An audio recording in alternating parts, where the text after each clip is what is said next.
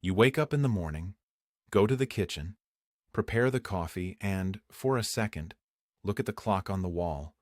But the hands seem a little blurry. You blink, get closer, and everything goes back to normal. Then you think it was just sleep, that it was the light that was not yet good, and go on with the day as if nothing had happened. My friends, this is exactly the moment when a loss begins that conventional medicine can rarely explain in a 15-minute consultation. And this is what I need to talk to you about now, not as an alarmist, but as a doctor who has seen thousands of retinas, who has heard thousands of stories like this, and who will finally tell what the system does not tell, what the rush of the runners does not allow to say, and what can make all the difference for those who are feeling that something is changing in their vision, but still do not know how to name it, still do not know how to describe it, still think that it is something of the age that cannot be fought. But I am here exactly to show that it can. Yes, as long as you understand the sign that appears first, the one that almost no one notices, that passing blur when you wake up, that delay in adjusting the focus when you leave a dark environment and enter the light, this need to move your cell phone or the restaurant menu a little further away to be able to read. None of this is simply normal aging, I repeat. None of this is simply normal aging. There is a silent mechanism behind it, a mechanism that doesn't hurt, that doesn't burn, that doesn't make the eye red. And that's exactly why it's so treacherous. Because it installs itself without asking permission, without triggering any alarm. And when you finally notice, there was already wear and tear that could have been avoided if someone had explained what I'm going to explain now. And pay attention to this detail. Because every minute of this video was designed for those who have tried everything, for those who have heard that it is just like that it is age, that it is better to get used to it, but that deep down you feel that there is something more, something that is not being said, and that something more is exactly what I will reveal in the next few minutes. Most people believe that vision loss begins with difficulty reading small print, with the famous tired vision that appears after 40. But science shows something very different. It shows that the first sign is much more subtle.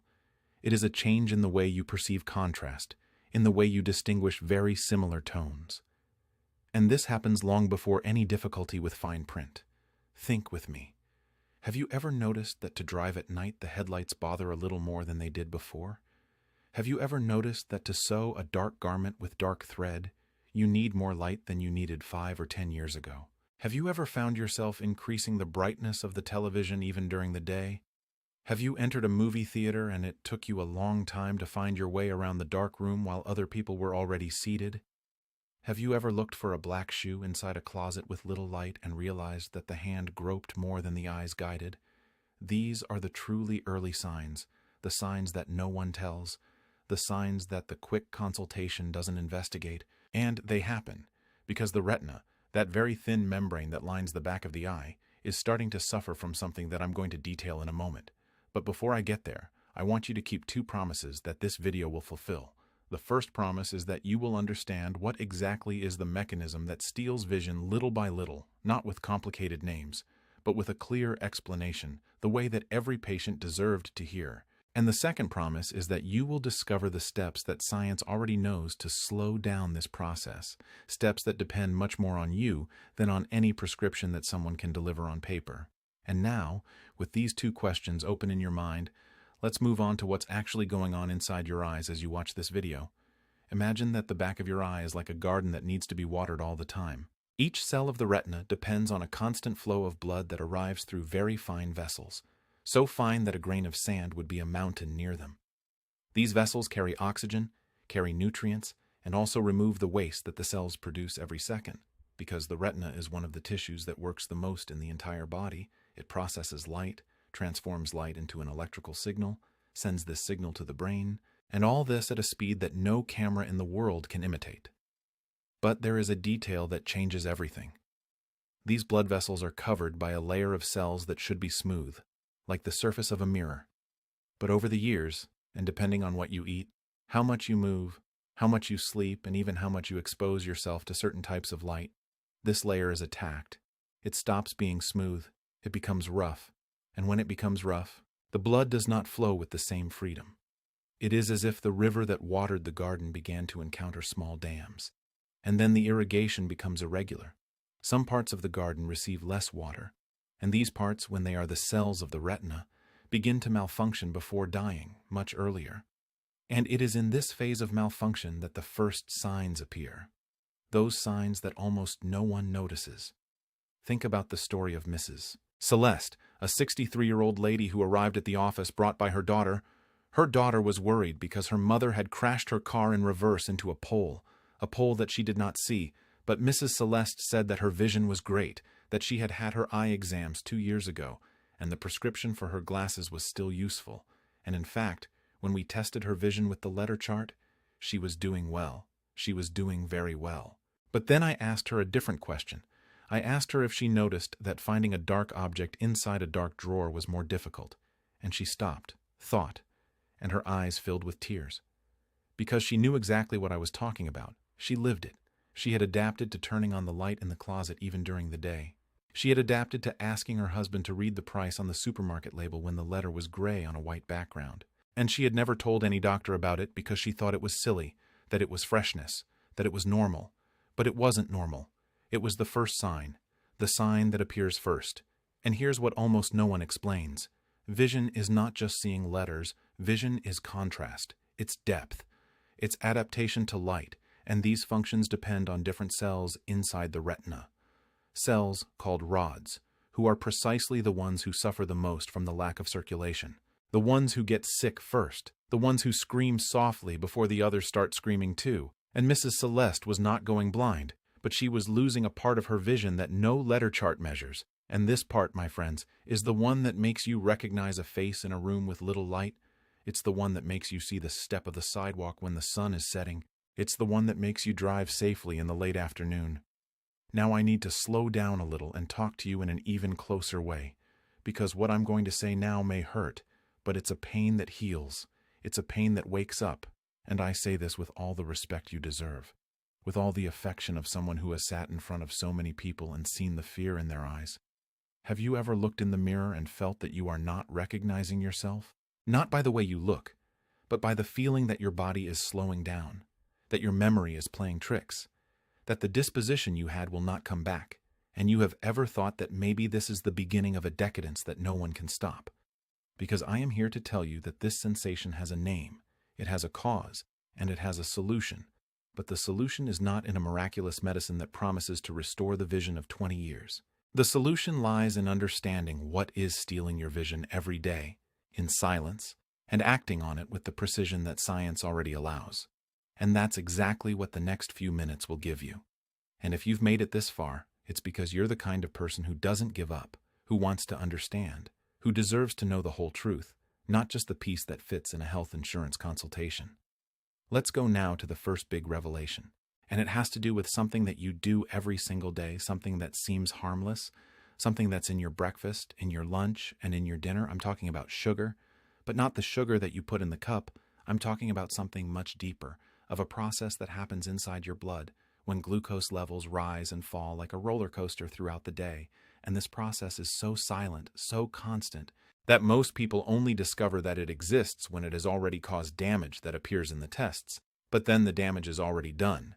And what I want is for you to understand this process now so that you can stop it before it goes any further. Think about it. Every time you eat a food that quickly turns into blood sugar, and here I'm not just talking about sweets, I'm talking about French bread, white rice, pasta, boiled potatoes, crackers, couscous, tapioca. All these things turn into glucose in your bloodstream in a matter of minutes. And when this glucose arrives, your body releases a hormone called insulin to put this glucose into the cells. And this is normal, this is physiological.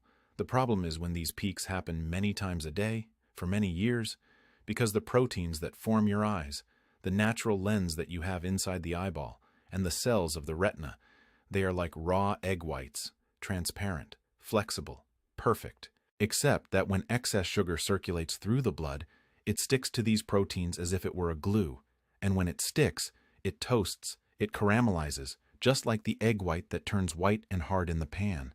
And this caramelization is a real chemical process that happens inside you, and that stiffens the lens and damages the blood vessels of the retina.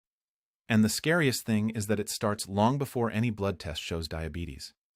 Long before the sugar levels considered normal. Those that the laboratory marks with an asterisk and says that everything is fine, are already enough to start this slow caramelization. And that's why so many people who don't have diabetes, who have never had a diagnosis, who have always thought they've been healthy, are slowly losing their sight without knowing why. I remember a gentleman, Mr. Antonio, 68 years old, a retired civil servant. He came to me with an eye exam that said that the pressure in the eye was good, that the macula was good, that the retina was good, but he couldn't see well. He said that the colors were washed, that the world was losing saturation, as if someone had pulled a gray filter over everything. And his blood test showed a fasting glucose of 98, which is considered normal.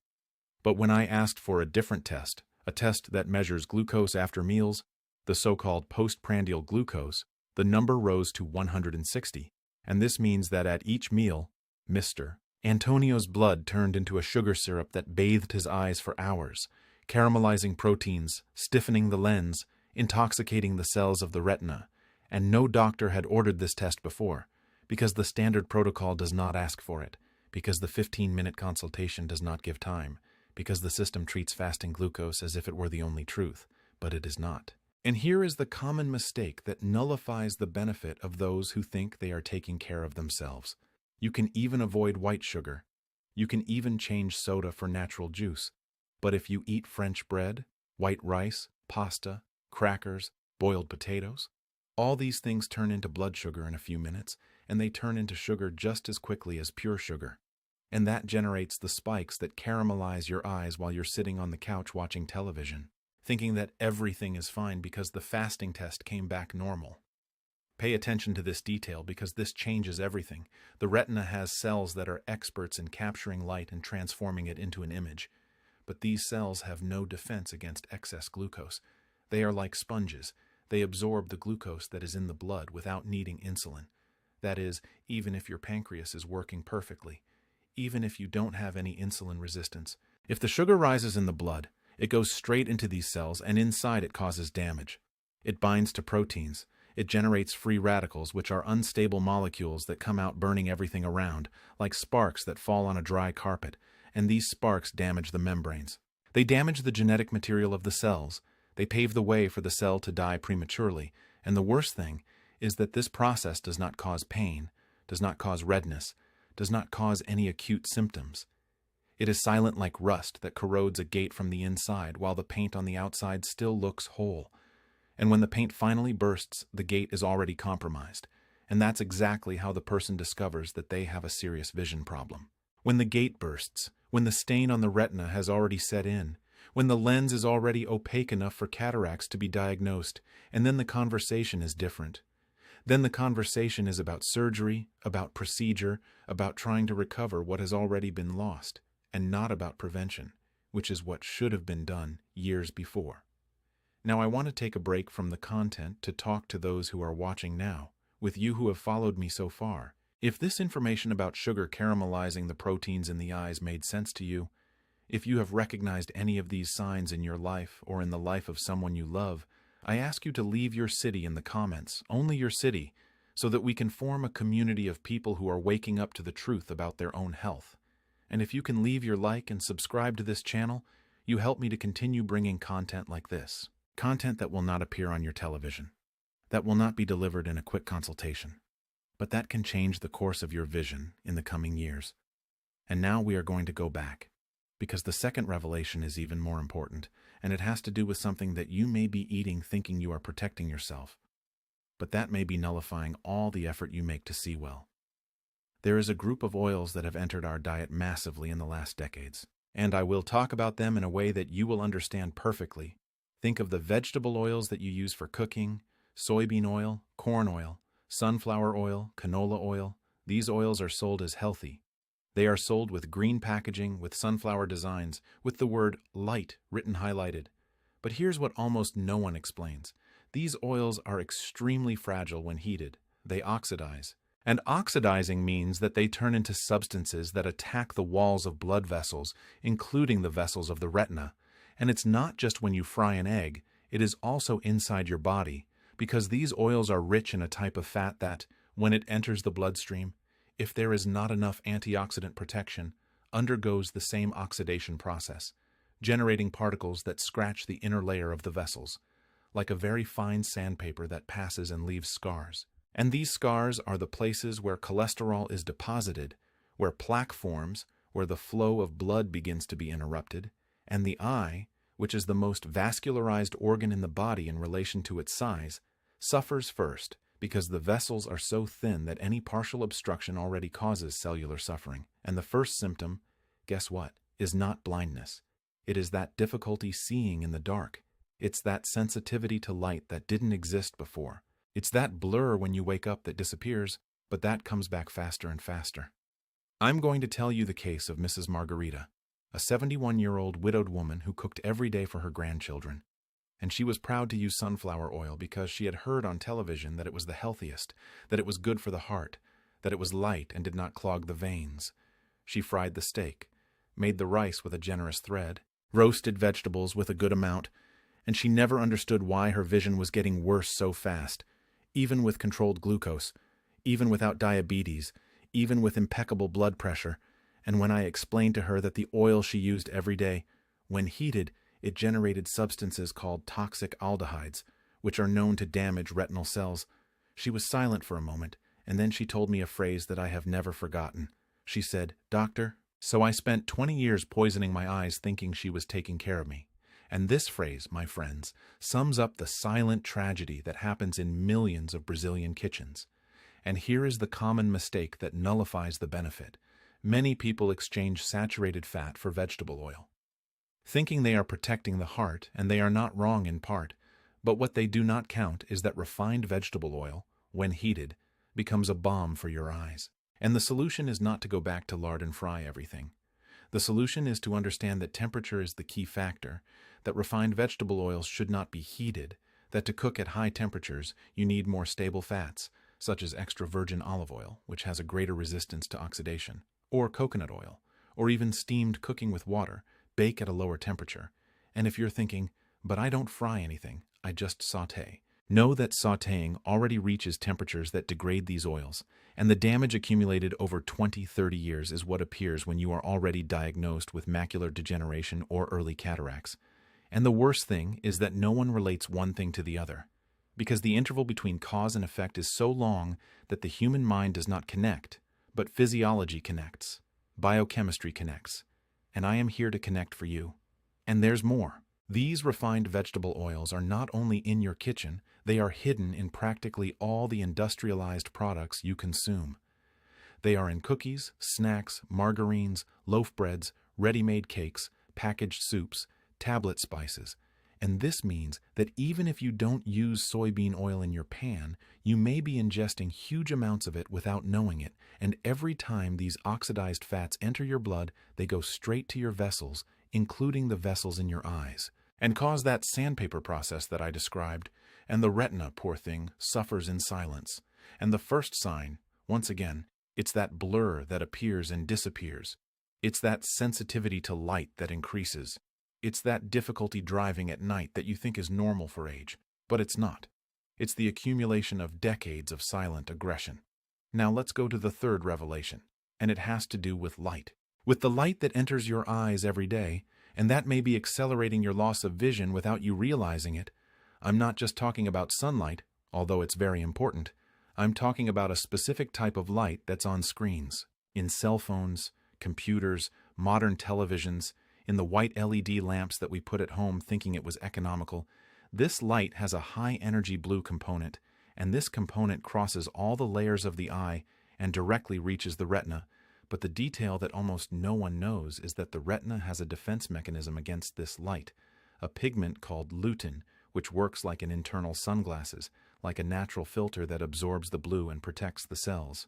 But this pigment is not manufactured by the body. It comes exclusively from food. And if your diet does not have enough lutein, this filter will become thin, it will lose density, and the blue light begins to reach the cells of the retina as if there were no protection. And the result is oxidative stress that, over time, destroys the most sensitive cells, which are precisely those of the macula, which is the central region of vision, the one you use to read, to recognize faces, to see the details. And the first sign, once again, is not total loss, it is distortion. It is the feeling that straight lines look wavy, that a person's face looks slightly deformed, and this, my friends, is a sign that appears much sooner than one imagines. Lutein is found in dark green leafy vegetables, spinach, kale, broccoli, arugula. But here's the mistake that nullifies the benefit. Lutein is a substance that needs fat to be absorbed. So if you make that beautiful salad, full of leafy greens, but put a zero-fat dressing or just lemon and salt, lutein goes straight through your intestine and doesn't enter your blood. It's as if you hadn't eaten anything. You made the effort, you spent the money, you chewed, but your eye didn't receive protection. And this is a silent cruelty because the person thinks they are eating well. She thinks she's doing the right thing, and her natural filter is still thin, and the blue light keeps coming in, and the stain keeps getting battered. And to make matters worse, the LED bulbs we use at home emit much more blue light than the old incandescent bulbs, the yellowish ones we had before.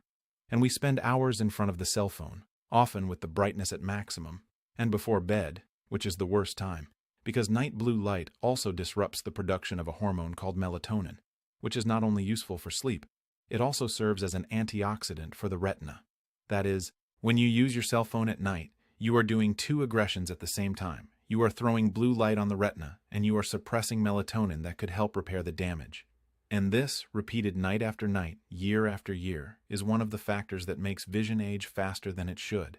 And I'm not telling you to throw away your cell phone. I'm telling you to understand the mechanism and then make decisions with knowledge, not with fear.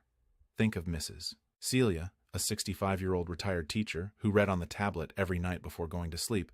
She thought it was a harmless habit, but she noticed that she woke up with her eyes burning, with blurred vision that took time to improve. And she went to the ophthalmologist who said it was dry eye. She put eye drops, she put on lube, but no one explained to her that nighttime dry eye can be aggravated by blue light that suppresses melatonin, that lubricates the eyes during sleep.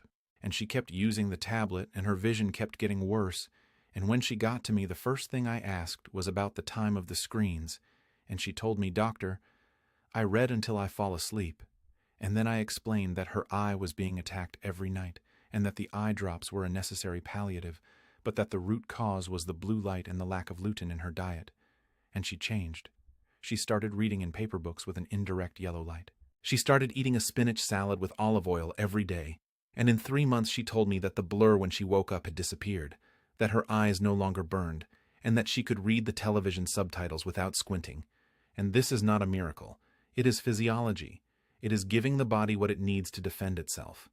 It's to stop attacking the body thinking that it can handle everything. Because it can't handle it. It gives signs. And these signs are what we're talking about here. Now let's go to the fourth revelation. And get ready. Because it's one of the most amazing, and it has to do with something that happens inside your belly. Something that seems to have nothing to do with the eyes, but that modern science is showing that it has everything to do with, and here's what almost no one explains, inside your gut live trillions of bacteria, some good, some bad, and the balance between them defines how inflamed your body is all the time. And this silent inflammation travels through the blood and reaches the vessels of the retina. But not only that, some of these bacteria produce substances that enter the bloodstream. They cross the barrier that protects the eye, and they will act directly on the cells of the retina, as if they were messengers who send messages. And if the bacteria are of the bad type, the messages are inflammatory. They are aggressive, and the cells of the retina suffer. And if the bacteria are of the good type, the messages are protective. They are anti-inflammatory, and the cells regenerate. And what defines which type of bacteria predominates? Guess what? Is your diet. It's the amount of fiber you eat. It's the variety of vegetables. It's the absence of ultra-processed foods. And the first sign that the intestine is unbalanced and affecting the eyes is that blur that appears and disappears. It's that feeling that vision fluctuates throughout the day, and that's not psychological. It's not imagination. It's the direct reflection of intestinal inflammation reaching the retina. Mr. Jose, a 69-year-old man, a retired bus driver, came to me with a strange complaint. He said that his vision varied. There were days when he saw well, there were days when he saw poorly, and he had already gone to 3 ophthalmologists who could not find anything, who said that the exams were normal. And when I asked him about his intestines, he told me that he had constipation for decades, that he took laxatives once a week, and that he thought this was normal for his age. And then I explained that constipation is a sign that the intestinal flora is out of balance, and that this imbalance was throwing toxins into his blood, and that these toxins were inflaming the vessels in his eyes, and that fluctuating vision was the early sign of this. And he changed his diet, started eating papaya with chia for breakfast, started drinking enough water, started including various vegetables in all meals, and within 2 months his vision stabilized, and the constipation was over, and he told me that he felt 30 years younger, and that's not an exaggeration. It's the body responding to what it always needed. And here's the mistake that cancels out the benefit. Many people take probiotics, those little jars that you buy at the pharmacy, thinking that it is solving the intestinal problem. But if the diet does not change, if it remains low in fiber, rich in white flours, and low in vegetables, the probiotics pass through the intestine and go away because they have nothing to ferment. They don't have a substrate. It's like throwing seeds on the asphalt and waiting for a forest to grow. It doesn't grow, and the person spends money, takes the probiotic every single day, and the vision keeps getting worse. And he thinks he did everything he could, but he didn't, because what really feeds the good bacteria are the prebiotic fibers, which are in the peel of fruits, in the stems of vegetables, in seeds, in legumes, in beans, in chickpeas, in lentils, and if these fibers do not enter, the good bacteria die of hunger, and the bad ones take over, and the inflammation rises, and the eyes pay the price. Now I want you to think about the scale of this. Every mouthful that you take is feeding an army of bacteria that will send messages to your eyes, or messages of peace, or messages of war, and you choose that 3 times a day, and no one has ever told you that, because the 15-minute consultation doesn't have time to explain the connection between the gut and the retina. Because the system treats the eyes as if they were a camera isolated from the rest of the body, but they are not. They are part of a whole. And what happens in your belly echoes in your retina. And the first echo is that signal that appears first, that morning blur, that difficulty seeing in the dark, that sensitivity to light. And if you ignore this echo, it increases until it becomes a scream that then appears in the exams, but then it's too late. Then the cell has already died, and the retinal cell does not regenerate. What died, died. And what you can do is protect the ones that remain. And that's what this video is there for, so that you protect the cells that are still alive, the ones that are still screaming softly, asking for help. Let's go to the 5th revelation, and it's about a habit that you may be doing right now while listening to me. The breath. Yes, the way you breathe may be stealing your vision, and I'm going to explain this in a way that will make perfect sense.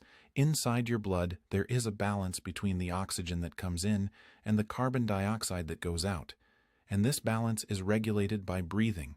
When you breathe short, fast, anxious, using only the upper part of the chest, you are throwing too much oxygen in some areas and too little carbon dioxide in others, and this makes the blood vessels contract, including the vessels of the retina. And when the vessels contract, less blood arrives, less nutrient arrives, and the cells suffer. And the most impressive thing is that shallow breathing is a habit that most people acquire throughout life without realizing it, and it worsens with stress, anxiety, haste, and the result is chronic microhypoxia in the retina. That is, a constant lack of oxygen that undermines the health of the cells. And the first sign is that eye strain that appears at the end of the day, that feeling that the eyes are heavy. That vision is more blurred after a period of stress, and this is not psychological. It is vascular, it's real, it's measurable, and the solution is so simple that it's disconcerting. Take a deep breath, expand your belly, use your diaphragm. Take conscious breaks throughout the day to really oxygenate your body, and that slows down the contraction of the vessels, improves blood flow to the retina, and the cells get the oxygen they were asking for. And the blur disappears, and the clarity comes back, and it feels like magic, but it's pure physiology. I attended a lady, Mrs. Fatima, 60 years old, who worked as a seamstress, and she spent hours leaning over the machine, breathing shortly, with her shoulders tense. And she noticed that her vision worsened throughout the day, that in the early morning she saw the needle clearly, but at the end of the afternoon she could no longer thread the thread without help. And she went to the ophthalmologist, who said it was presbyopia, that it was age, and gave her a new prescription for glasses, But the glasses didn't solve the variation throughout the day, and when I explained to her that shallow breathing was constricting the vessels of the retina and reducing the flow of blood, she started taking breaks every hour to take a deep breath for 5 minutes. And in 2 weeks, she called me crying with joy, saying that she could thread the line until the end of the day, and that the new glasses didn't even need to have been so strong, and this is not a denial of presbyopia. This is proof that presbyopia has a functional component that can be modulated, that age brings change. Yes, but that the way you breathe can accelerate or slow down this change, and breathing well is free. There is no package insert, there are no side effects, and almost no one teaches this. And look how interesting. Deep breathing not only improves oxygenation, it also activates a nerve called the vagus, which is like a brake on the nervous system. And when this brake is activated, the inflammation of the entire body decreases, the vessels relax, blood pressure drops, and the eyes receive a renewed blood bath, and this happens in minutes. And you can do this right now, as I speak. Inhale through your nose for a count of 4. Hold it a little bit, and release it through your mouth for a count of 6, and repeat this 5 times, and you will already feel the difference. And if you do this several times throughout the day, your eyes will receive more oxygen, more nutrients, and less inflammation. And the blur when you wake up decreases, and the clarity increases, and that costs nothing. Absolutely nothing. Just a little attention. Now we come to the most surprising moment of this video. The heaviest revelation, the mechanism that almost no one knows about. And that may be sabotaging your vision in a way you never imagined. And it's called glycation, but not the glycation that I already mentioned about sugar. I'm talking about a type of glycation that happens when you cook certain foods in a specific way. When you brown, when you toast, when you make that brown crust that everyone loves. That crust of toasted bread, French fries, grilled meat, baked cheese until it's brown. That brown color is formed by substances called advanced glycation end products, which are molecules that, when ingested, enter your blood and go straight to the tissues. And they have a special affinity for the eyes. They are deposited in the retina, in the lens, in the vessels, and there they bind to proteins and cause a stiffening and accelerated oxidation. And the worst thing is that the body has difficulty eliminating these molecules. They accumulate throughout life, and the person who eats toasted bread every day, who likes that well-done meat with the black rind, who loves crispy fries, is ingesting daily doses of these substances that literally caramelize the eyes from the inside. And this is not a metaphor. It is a real chemical process. And the first sign, guess what? Is that blur when you wake up? Is that difficulty adapting to light? It's that feeling that the vision is opaque. And this starts decades before any diagnosis, and the food industry knows it. But it doesn't count, because the brown crust sells, because the toasted flavor is addictive. Because the Sunday barbecue with that brown meat is a cultural heritage, and no one wants to spoil the party, but I'm here to tell you the truth, and the truth is that the cooking temperature is one of the most neglected factors of eye health, and you can reduce this without stopping eating what you like. Just avoid burning. Just cook at lower temperatures. Just prefer the stew, the roast over low heat, and leave the black crust for very special occasions, not for everyday life. Think of Mrs. Noosa, a 67-year-old lady who ate toast for breakfast every day since she was 20. Very brown toast, the kind that you scrape with a knife, and she never smoked, never drank, never had diabetes, and her vision was going away, with macular degeneration diagnosed at 65. And she didn't understand why. And when I explained about the products of advanced glycation, she looked at me with an expression of astonishment and said, "Doctor, so it was the toast."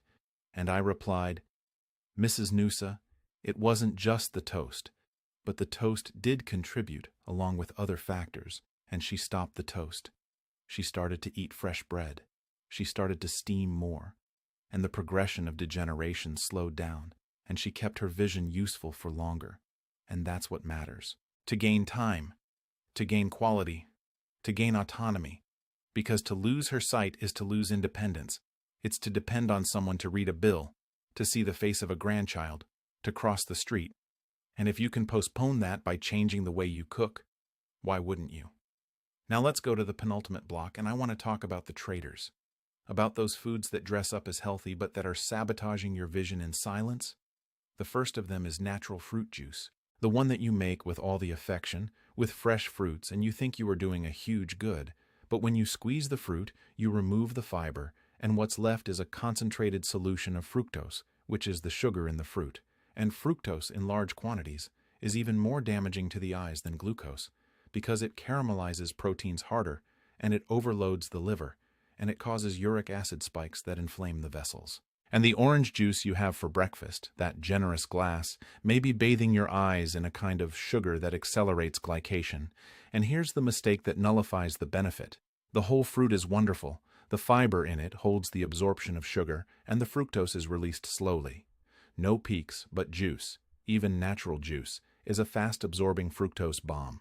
And that includes whole grape juice, which is sold as an antioxidant, and indeed has antioxidants. But the amount of fructose that comes along can counteract the benefit, and the most sensible recommendation is eat the fruit, chew the fruit, and if you want a refreshing liquid, drink water with lemon or cucumber slices, which hydrate without harming. The second traitor is fish, but not just any fish. I'm talking about the fish that you buy thinking you're consuming omega-3, that wonderful oil that protects the retina, but which is actually oxidized. And this happens when the fish is stored improperly, when it's frozen and thawed several times, when it's exposed to light, when it is fried at a high temperature, and the oxidized omega-3, instead of protecting the retina, attacks because it becomes a free radical. And what was supposed to be a shield turns into a spear. And you eat the fried fish thinking you are taking care of yourself, and you are making the situation worse. And the mistake that nullifies the benefit here is the way of preparation. The fish should be as fresh as possible. It should be steamed, roasted at a low temperature, or grilled quickly without letting it burn. And if it is canned, it should be in olive oil, not soybean oil, and preferably sardines, which are small, have less time of exposure to heavy metals, and are rich in omega-3. The third traitor is something that seems harmless: skim milk, which many people drink thinking it is healthier, but the fat in milk is precisely what helps absorb the vitamins that protect the eyes, such as vitamin A, and when you remove the fat, you also remove the ability to absorb these nutrients, and then you drink skim milk thinking you are taking care of yourself, but vitamin A passes right through, and the retina does not receive the protection it could receive. And here, the mistake that nullifies the benefit is to think that everything that is skimmed is better, when in fact whole milk, in moderate amounts, can be more protective for vision than skimmed. Now I'm coming to the end, and I want to speak directly to you who have listened to me so far, who have taken this precious time to understand what's going on inside your eyes. You're not a person who gives up. You're not someone who accepts the first answer. You're the type who wants to know why, who feels that there is something more, and that something more is the knowledge that I have shared with you today. The knowledge about sugar that caramelizes, about oils that oxidize, about blue light that penetrates, about the intestine that inflames, about the breath that contracts, about the brown crust that stiffens, about traders who dress up as good guys. And now you have a map in your hands that most people don't have, and what you're going to do with that map is your decision. But I hope, from the bottom of my heart as a doctor, that you use that map to guide yourself, to guide the one you love, and that you share this video not as just any viral, but as an act of care, as one who reaches out to someone who is walking in the dark, because the loss of sight is a darkness that settles in little by little, and the only light that can stop it is knowledge, and that knowledge is now also yours.